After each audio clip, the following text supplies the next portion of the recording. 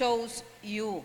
Bakit nga ba sa dinami-dami ng tao, natanong mo na ba ang Panginoon, no, minsan sa buhay mo, bakit sa dinami-dami ng tao dito sa mundo, bakit ikaw pa yung pinili ng Lord? Di ba? Lord, bakit ako? Di ba? I'm not worthy. Hindi ako kasing ganda, kasing tangkad, kasing puti, di ba? Kasing galing, kasing talented ng iba. Hindi ako kasing bait ng iba. Pero bakit ako yung pinili mo? Di ba? Bakit tinawag ka ng Panginoon na parang nauna doon sa iyong mga kapamilya, una ka sa mga kaibigan mo, di ba? Sa mga kasamahan mo sa office, ikaw lang yung Christian, di ba? So, bakit nga ba? So, yun yung pag-uusapan natin sa umagang ito. And one reason is, sabi, God values you. Kaya nga, sabi ko, tayo ay mahalaga sa Panginoon. We were bought with a price at napakataas ng halaga ng pagkakabili sa atin ng Panginoon. Kasi ang naging kapalit nung ating buhay na kasama ang Lord ay yung kanyang sariling buhay. Kaya no one, if you have accepted Jesus as your personal Savior, no one should look down on themselves. Diba? Dapat hindi ka nagse-self-pity. You don't look down at yourself. You don't look at others better than you are. Why? Kasi sabi, God values you. Para sa Panginoon, napakataas ng pagpapahalaga niya sa'yo. Kaya dapat, you should treat yourself as a very valuable person. Di ba? Don't settle for less. Hindi pwede na ito. Okay na ako dito. Hindi ganon. Kasi you have a very high value para sa Panginoon. So when you dream, aim high. Dream high. Mataas yung value mo. Bakit ka magsesettle sa mababa? Di ba? Ba't ka magsesettle sa okay na? Even when you are choosing the person you want to be with for the rest of your life, do not settle dun sa pwede na. Pwede na to kasi parang walang magkakagusto sa akin. Di ba? Do not settle because God values you. Ibig sabihin, if He values you, He will give you the best in life. Sabihin mo, huwag kang magmadali. Diba? You always wait for God's right timing para sa buhay mo. You wait for God's timing for your promotion. Diba? You wait for God's timing na makapag-open ka ng new opportunities, good opportunities sa buhay mo. You wait for God's timing na dumating yung partner na para sa'yo. Okay? So, don't settle for less. Ito na lang yung kukunin kong course kasi ito lang yung kaya ko. Diba? So, always learn to trust in God. Always read the Bible para maunawaan mo kung gaano ka kahalaga sa Panginoon. Okay? So, pasensya na, medyo maano pa yung boses ko. We've been doing training doon sa Davao for 3 days at kanina lang po ako umuwi 3:00 ng madaling araw. Ayan. Okay, sabi sa Luke chapter 12 verse 7, but even the very hairs of your head are all numbered.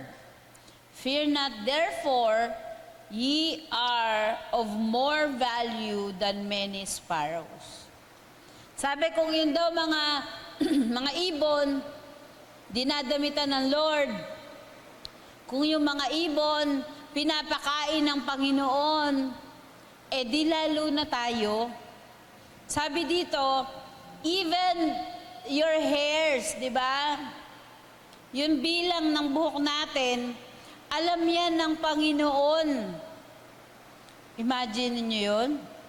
Maliban pagkalbo, wala naman bilang ano. Pero, sino na ba yung pinakamakapalang buhok ko dito? Sino makapalang buhok?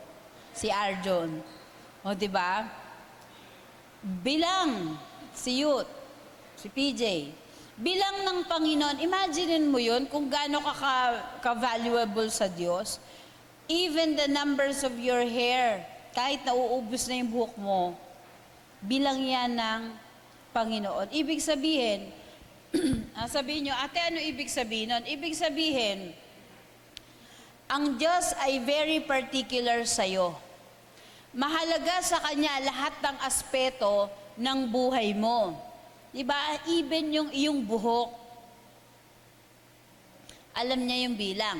Kung yung buhok mo nga, alam niya yung bilang, eh di mas lalo na yung mga nangyayari sa buhay mo, alam niya yun. Diba? Sa pangalawa,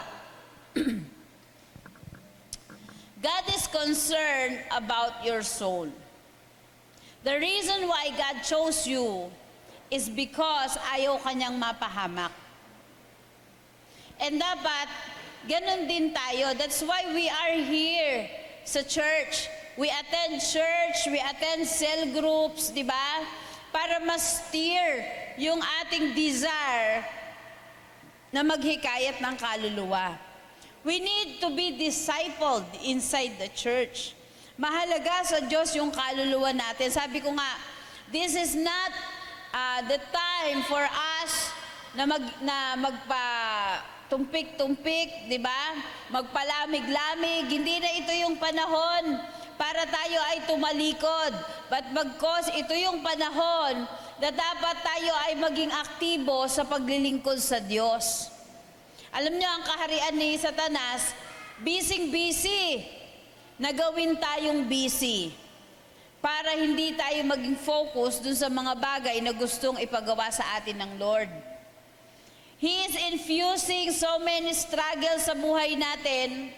Nag-i-infuse siya ng maraming conflict sa isip natin, sa puso natin, sa buhay natin. Akala naman natin, normal lang yon. Hindi normal yon. Kasi the kingdom of Satan always wants confusion sa buhay ng mga mananampalataya. Do you know that sa bawat mananampalataya, may naka-assign din, di ba tayo dito, for every cell group may naka-assign na leader. Yung leader nyo ang nagpe-pray sa inyo, yung leader nyo ang nagpa-facilitate ng mga cell groups nyo, yung leader nyo yung nagpa-follow up nyo sa inyo. Alam nyo ba, na ang bawat isa sa atin may naka-assign din na tauhan ni Satanas. Every day, walang gatol, every day, they pray for us. Kaya lang, they pray for us negatively. Diba? Pinagpe-pray nila na tayo ay manghina. Pinagpe-pray nila na, ano yun?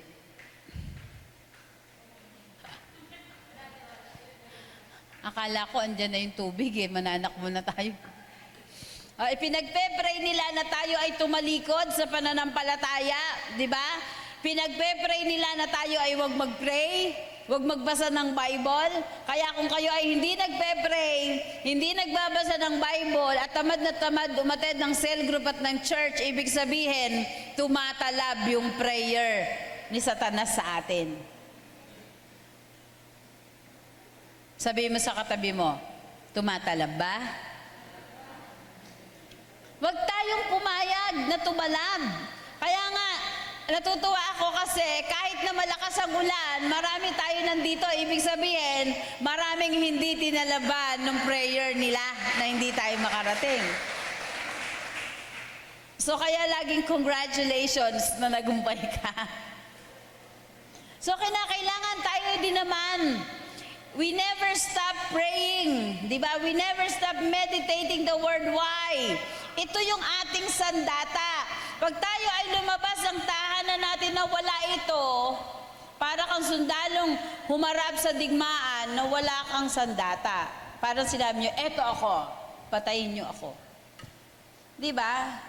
Hindi natin naiisip na the reason why we are here is because God is concerned with our soul. Ayaw ng Panginoon na tayo ay mapahamak. He did everything para tayo maligtas. Tayo naman, ginagawa naman natin ang lahat para lumayo sa Diyos. Di ba? We follow our own desire. We follow pleasure. Nung pagpunta mo sa church, ang lungkot-lungkot mo, nag-pray ka sa Lord, Lord, bigyan mo po akong trabaho. Nung magkatrabaho ka na, wala ka na sa church. Pag Sunday, pagod, ginawa mo ng rest day yung Sunday. Nalimutan mo na yung Lord na dinalanginan mo. Di ba? Nung ikaw ay nalulungkot, wala kang jowa, nag-pray ka, Lord, gusto ko po magka-jowa, bigyan niyo po ako ng boyfriend, ng girlfriend, na magka-girlfriend ka na wala ka sa church. Pag Sunday kasi, bebe time nyo. Di ba? Tapos pag magkaaway kayo ng boyfriend nyo, ayaw mo mag-pray. Ayaw mo din pumunta sa church. Imagine niyo yun, absent kayo sa church kasi LQ kayo, nakakaya sa Lord. Namatay siya para sa'yo, tapos LQ lang kayo ng boyfriend mo, wala ka na sa church. Sabi mo sa katabi mo, hindi ikaw yun.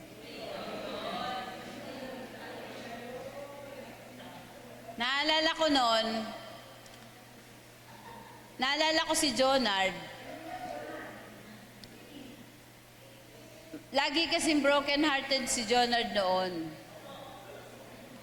May itsura naman siya, kaya lang talagang iniiwan siya eh. Pinagpapalit siya sa macho. So kami naman ay talagang labis-labis ang malasakit kay Jonard. Ipinag-pray namin si Jonard na magka-girlfriend. So binulag ng Diyos si Judith. Joke lang. So si Judith ay napaibig kay Jonard. Kaya lang, nung maging sila, lagi naman wala to na si Jonard sa church. Lagi sila magkasama ni Judith. Pero totoo to, hindi to joke. Sabi ko sa kanya, nung ikaw walang girlfriend, lagi ka namin kasama, lagi ka nasa church, nung magka-girlfriend ka, hindi ka na namin makasama. Hindi ka na rin namin makita sa church. Pag-pray kaya namin mawala yung girlfriend mo. Ayaw naman niya. Kaya nagtinu si Jonard. Kaya salamat sa Lord kasi ngayon, asawa na niya si Judith, may isa na silang anak.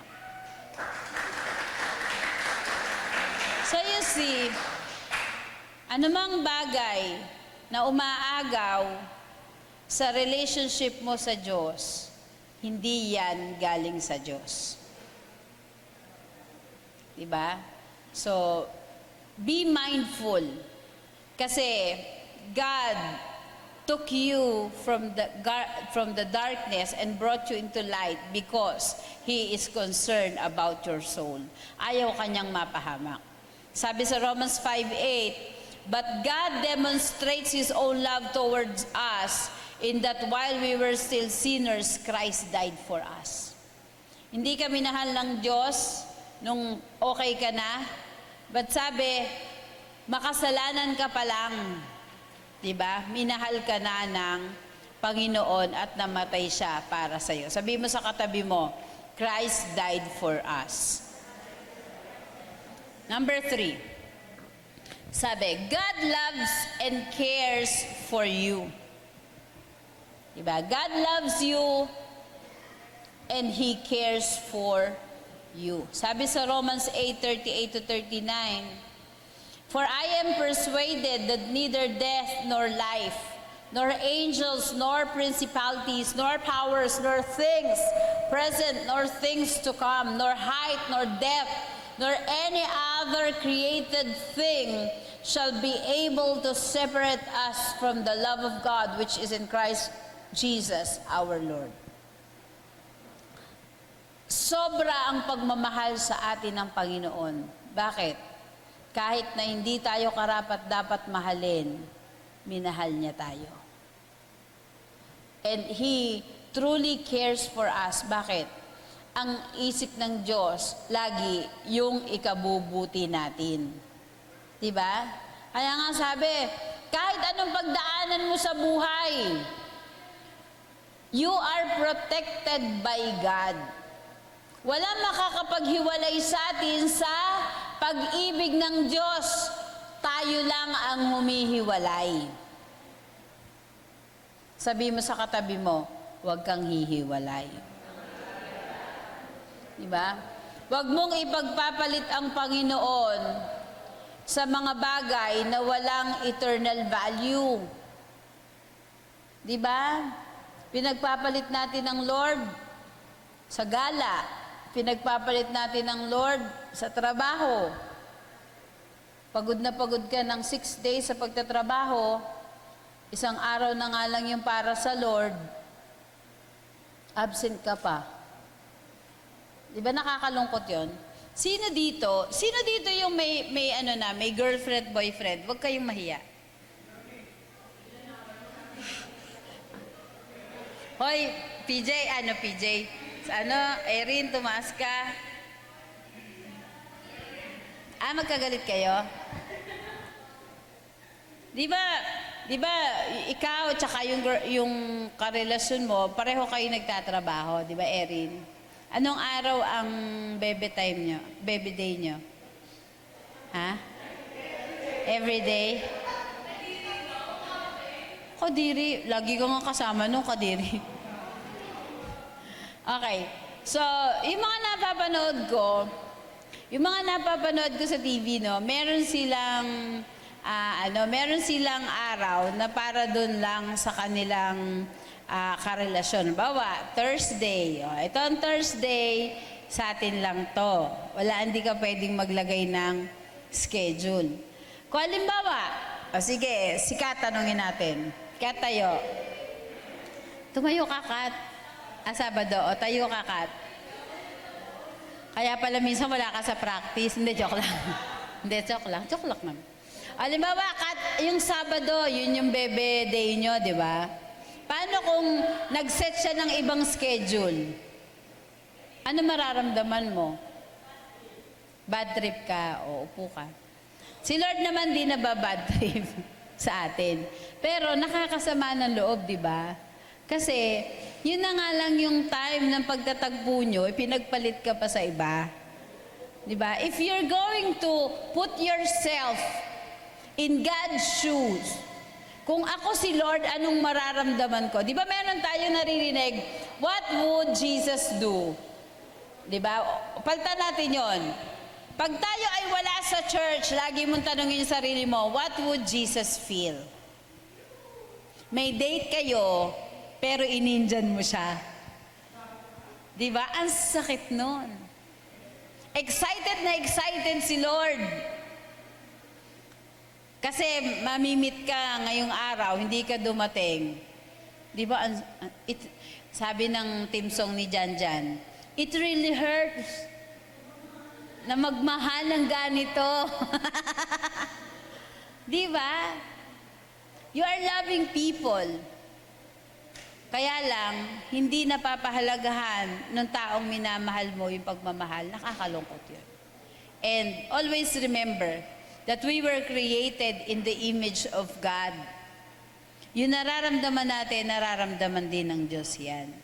Kung tayo ay nasasaktan, nasasaktan siya. Kung tayo nalulungkot din si Lord. Di ba?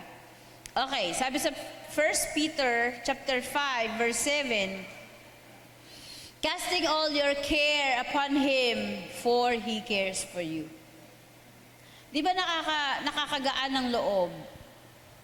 Thank you, John. Akala ko ito na inumin ko eh. Ito. Alcohol pala. Sabi, di ba nakakagaan ng loob? Kapag meron ka mabigat na dinadala, meron nakikiramay sa'yo. Sino dito, kapag mabigat yung loob mo, tas may nakiramay sa'yo, naiinis pa dun sa nakikiramay? Nakakaisa man to, nakikiramay. Huwag ka nga dyan, huwag mo akong damayan. Di ba wala? Kaya nga lumabas yung kasabihan na no man is an island. We always need someone to lighten up our day, di ba? Para i-lighten yung ating load. Nakakagaan ng loob. Di ba meron nga ako nabasa, pag sinabing daw na tara kape, Minsan hindi nang naman daw talaga kape ang gusto nun, gustong may makausap.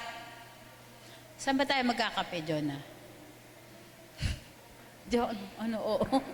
Bumapag yun oo daw eh. Galat, Jonah may sakit yan sa gala eh. Okay. So, nakakagaan ng loob pag alam mo na meron nagmamalasakit sa'yo. Kaya alam nyo, we should never feel that we are alone. Why? Because God cares for us.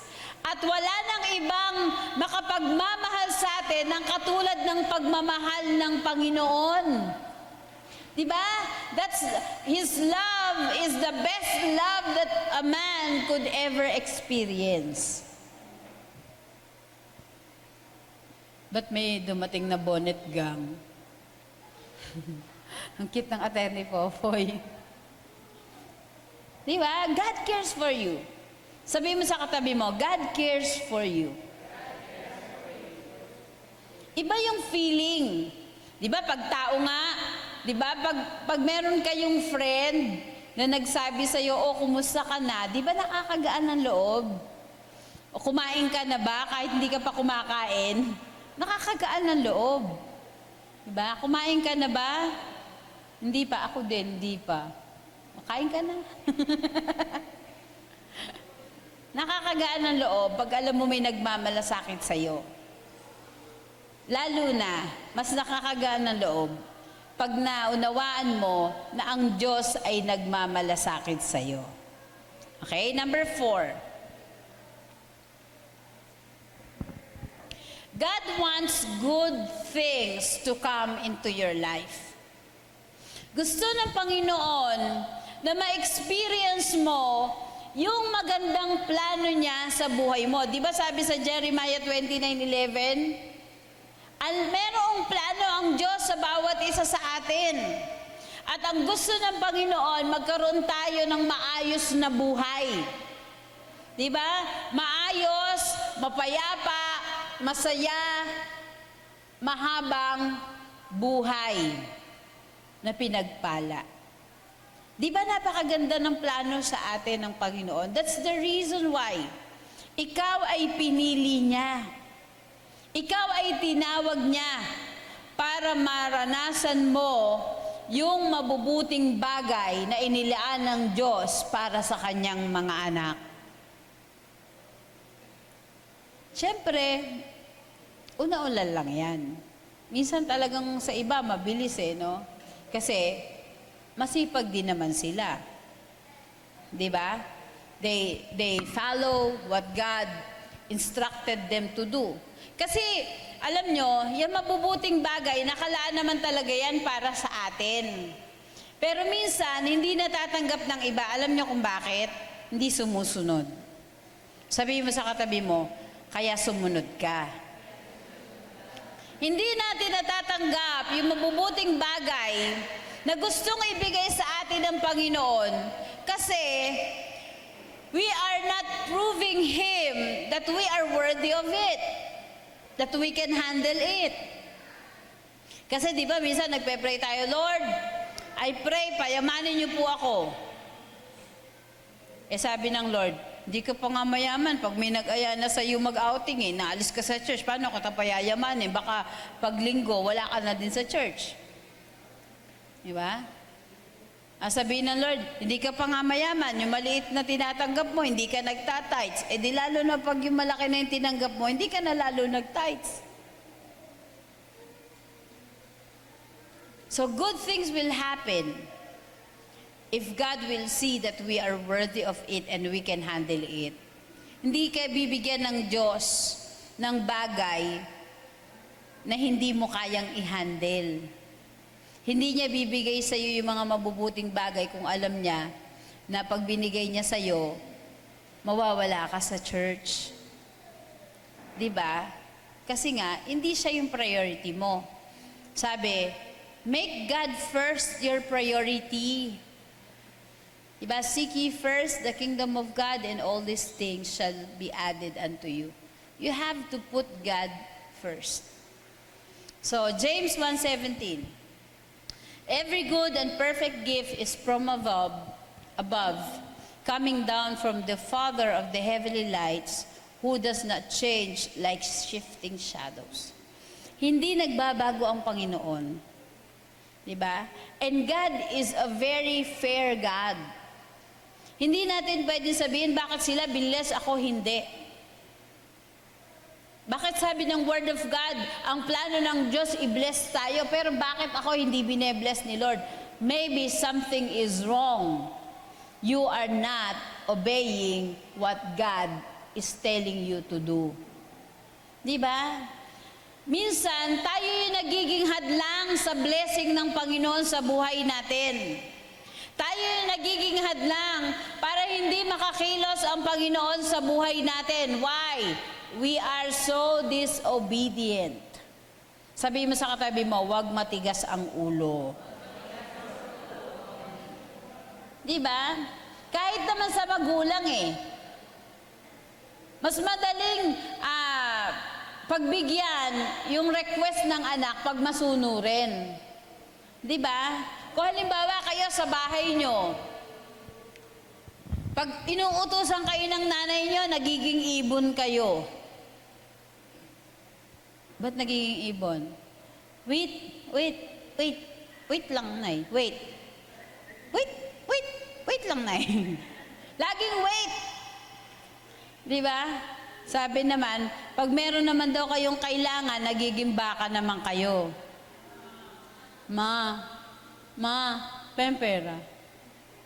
Diba? Mas madali pagbigyan yung anak na masunurin. Diba? Mas madaling pagbigyan yung anak na masipag. Baka natapos na ng nanay nyo lahat ng linisin, ng labahin, ng lutuin, kayo nakanganga pa rin. Tapos pagising niya, Nay, pempera. Kung ako nanay nyo, ikukutusan ko pa kayo Diba? Tapos kakain kayo, nanay nyo pa rin na maghuhugas. Naku naman, mga anak, nasan ang hustisya? Sabihin mo sa katabi mo, nasan ang hustisya?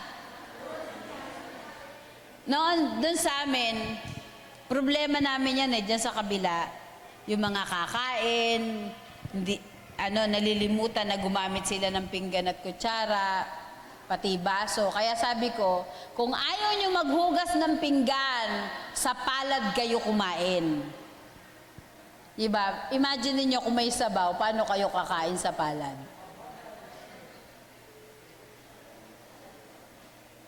Sabi ko, kung ayaw niyong maghugas ng baso, huwag kayong uminom. Ang mga ginawa naman, sa pitsil umiinom. Di nga naman sila nagamit ng baso. Mga salbahe. Nasaan ang hustisya? Sabi mo sa katabi mo, nasaan ang hustisya? Alam niyo yung people, dapat habang bata pa kayo, matuto kayo ng disiplina. Pag kayo ang gumamit, kayo mag-iimis.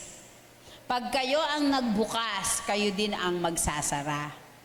Dito sa church, hirating-hirating na magbukas ng ventilador, tapos iniiwang nakabukas. Nagbabayad po tayo dito ng kuryente. Hindi naman natin pwedeng sabihin sa Meralco na pwede po ba, aawitan ko na lang po kayo ng praise and worship, yun na yung bayad namin. Hindi pwede yun. Puputulan tayo ng kuryente. So be responsible. Diba? Kung bumili kayo ng pagkain sa labas, kung nagdala kayo ng pagkain dito sa loob, kayo naman na magtapon ng pinagbalatan nyo. Hindi nyo naman kami binigyan, tas kami magtatapon ng pinagbalatan nyo. Diba? Sabi, good things happen to those people who God finds worthy of those good things. So the reason why you are here, because God want you to experience those good things na inilaan niya para sa atin. And sabi, hindi nagbabago si Lord. Di ba? Pag sinabi niya, gagawin niya. So believe that it will happen to you. You will experience good works of God in your life. Ayan, tinoyo na si Popoy.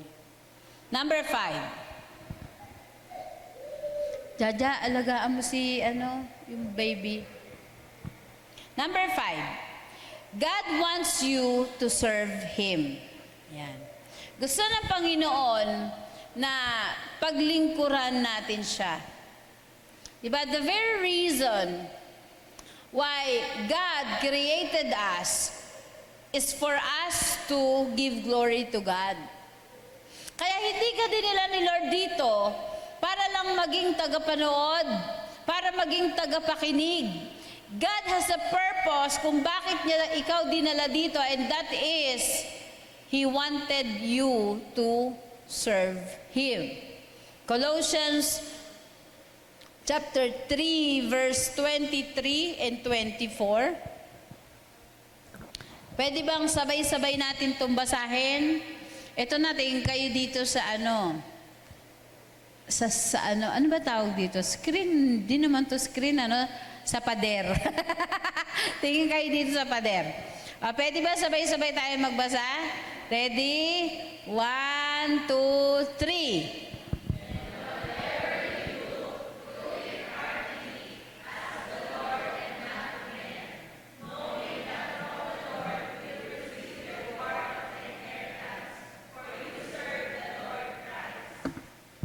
Okay. So, ano man daw, o ano man yung ating gawin natin ng buong puso. Pag sinabing heartily, ibig sabihin buong puso, hindi kalahati, hindi 1/4, hindi 1/8. Gawin natin ng buong puso para kanino? Para sa Panginoon. Di ba? Kaya kung halimbawa ikaw ay tutugtog dito, tumugtog ka para sa Panginoon, hindi dahil dun sa crush mo. Pumunta ka dito sa church, di ba? Sumama ka sa mga activities, mag-join ka, hindi dahil kung kanino man, kundi para sa Panginoon. And sabi, everything we do for Christ, may kalakip na reward. Diba? Yung reward mo, meron kang pamana doon sa langit. Sabi, yung pamana mo sa langit, hindi yan lumilipas, hindi nabubulok, hindi kinakalawang. It is eternal. Diba? Kaya sabi, maglingkod tayo sa Panginoon.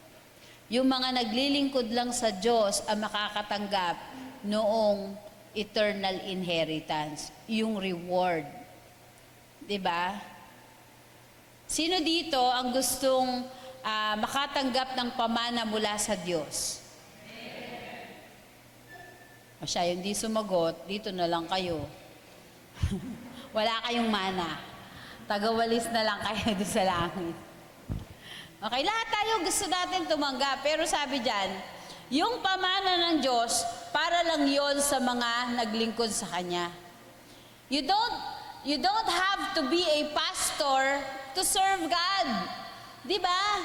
Kasi sa body of Christ, hindi lahat tayo ay bibig.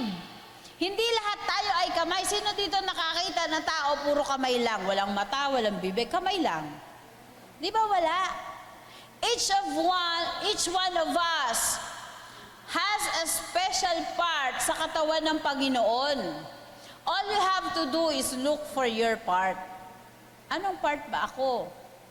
You may be in the ministry of health, di ba? Pwede kayo mag-usher, pwede kayo maging prayer warrior, pwede kayo maging multimedia, social media, di ba? Pwede kayo mag-join sa kids department, sa music or sa worship. Hanapin mo yung purpose sa iyo ng Lord. Paano mo gagawin yun? You should have someone, di ba, who mentors you, who help you find the ministry. Kung wala ka pang ministry sa church, lumapit ka dun sa cell leader mo. Magpatulong ka, ate, magaling po akong sumayaw pero gusto mo kumanta. Parang sikat, no? Magaling siyang kumanta pero ang gustong-gusto niya sumayaw. hindi umubra. Pag hindi lapat, yung takip sa kaldero, tatapon ng sabaw, sayang yung niluto. Kailangan lapat. Kung singer ka, abay kumanta ka, ba't mo ipipilit sumayaw? Ang nag-iisa lang po na alam ko, na naging head ng dance ministry na hindi sumasayaw, si Arnie. Breaking the record yan. At wala na pong susunod doon. Una't huli yan, si Arnie. So, may mga talents na ibinigay ang Diyos sa atin. Hanapin natin yung talent na yon. Hindi ka walang silbi, no? Hindi ka walang kwenta. Lahat tayo may silbi. Because each and every one of us has a part in the body of Christ. Diba? Ang Diyos sa Bible, He used ordinary people for extraordinary purposes. Hindi pumili ang Diyos sa mga sikat ng tao para gamitin. Diba? Si Noah, he was a simple man. Pero ginamit siya ng Panginoon para magtayo ng ark, para maraming maligtas. Diba? Si David, isa lang siyang pastol, taga-alaga ng mga tupa. But even though he is ordinary, God made him a king. Si Gideon, he was from the least na clan ng Israel, pero God used him to bring victory with 300 men. Imaginein mo yun, ang kalaban nila, libu-libu. 10,000 ba? Pero sila 300 lang, but they got the victory. Diba? Si Rahab. Si Rahab ay isang harlot, yung bayarang babae. Pero ginamit siya para masakop yung Jericho. Diba? Si Samuel, nagpasimula siya ng bata, naglingkod sa Lord, and he was given a chance to be the most known priest. Diba? Nag-anoint siya ng mga hari ng Israel. Si Pedro, isa lang siyang mangingisda, pero he became a very good preacher of the word. Diba? Si Paul, even though may alam siya sa salita ng Diyos, ang alam lang niya talaga noon ay usigin ng mga mananampalataya. But he brought the word of God to the Gentiles. That's the reason why the word of God reached you and me. Kasi hindi naman tayo Hudyo Gentile tayo. Diba?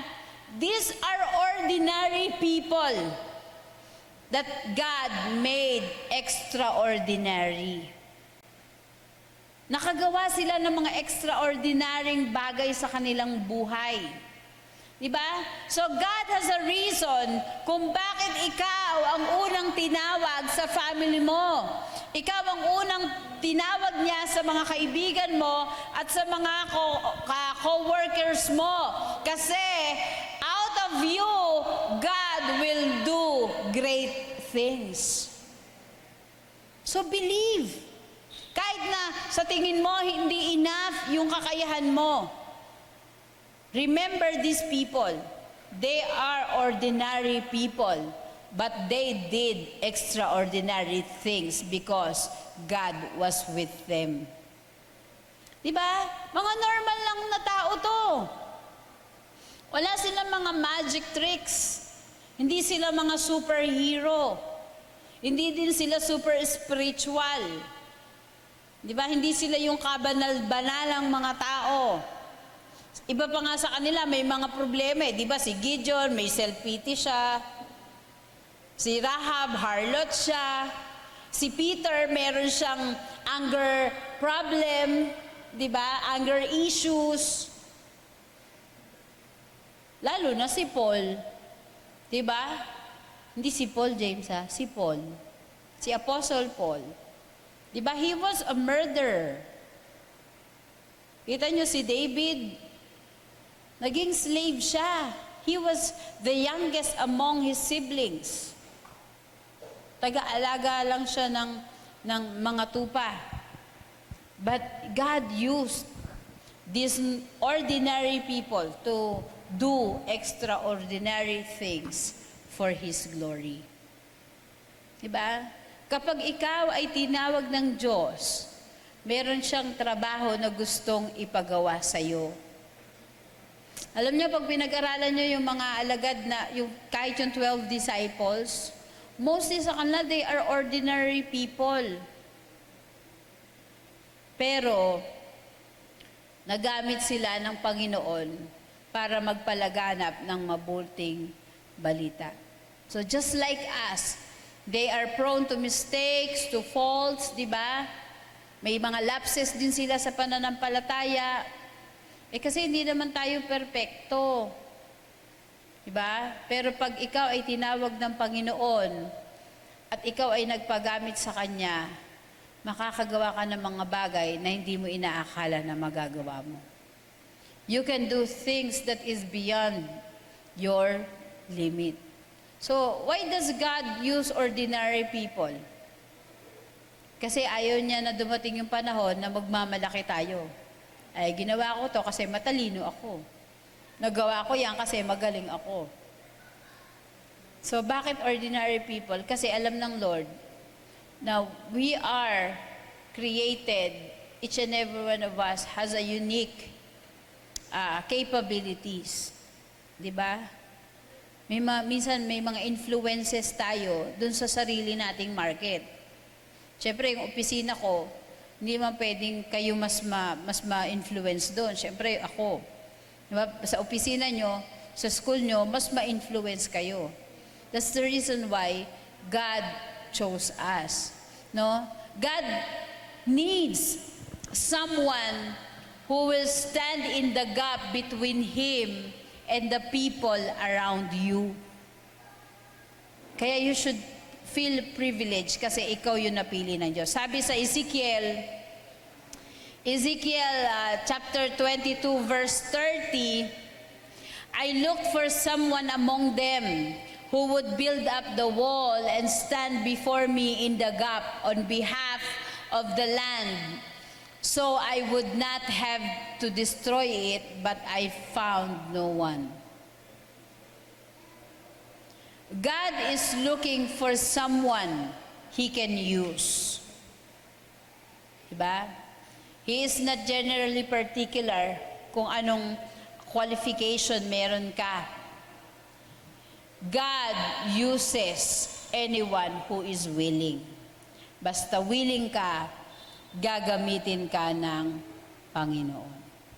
So, lagi nating tandaan, na kahit sa panahon natin ngayon, God is still seeking for those people who would give their lives for Him. So, ang tanong, are you that one person who is willing to serve God?